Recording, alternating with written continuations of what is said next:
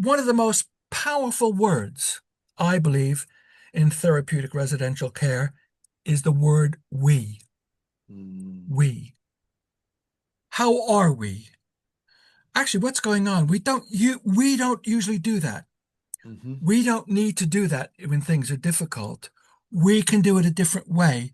That's mm, readily transferable to schools, not just for behavior management, but for that sense of being a part of something rather than a totally reluctant, mm. dragged in for what they have to do Yeah. and create disruption. There's something about, is this how we want to be here? Mm, It is so grossly underused mm, in our culture of education. And I don't mean turn every school into a therapeutic community.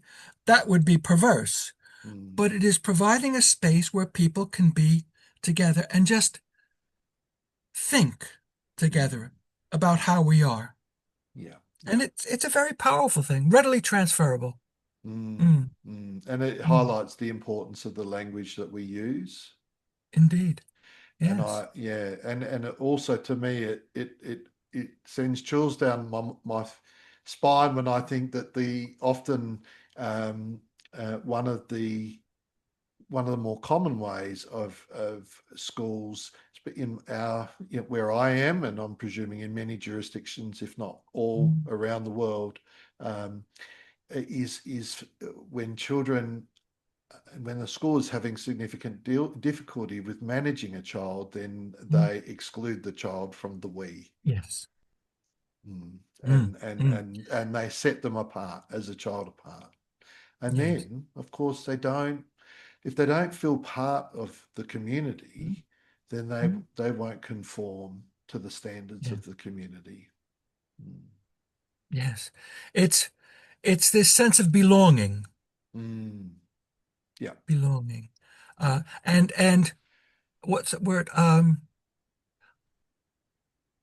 Unconditional, but not necessarily uncritical. Mm. We will name things. We will, call some things out if we need to, but it is all in service to belonging, uh, Mm. which is, one of those interesting words of mine. My favorite book is the Oxford English Dictionary based on historical principles. And I have to Okay. have a real Very good. copy of it because it's Yeah. online now, but I have to have it. Mm. And the word be hmm is a very interesting one. A defective word is the first definition of the word be in it. And mm because it needs something else, it's incomplete. It needs something else to make sense. hmm Even to be or not to be, it is very explicitly present, the presence of Hamlet in that hmm thing, for me to be or not to be. And of course, longing, which is a yearning, usually after something something or someone that is unattainable. hmm If not ameliorated, it will become, oh, I'm trying to think of the right word now. I'm having a senior moment, but mm it makes it worse and worse till you just become depressed and disconnected.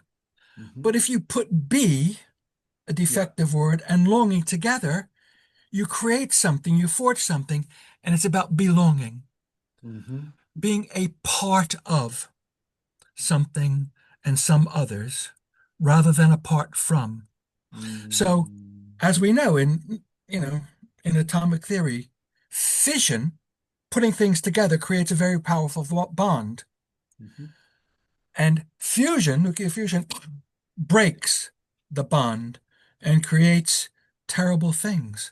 So if we encourage the sense of belonging, and it's very strong, mm it provides an alternative to presenting disruptive behavior that reproduces the same thing. You're out.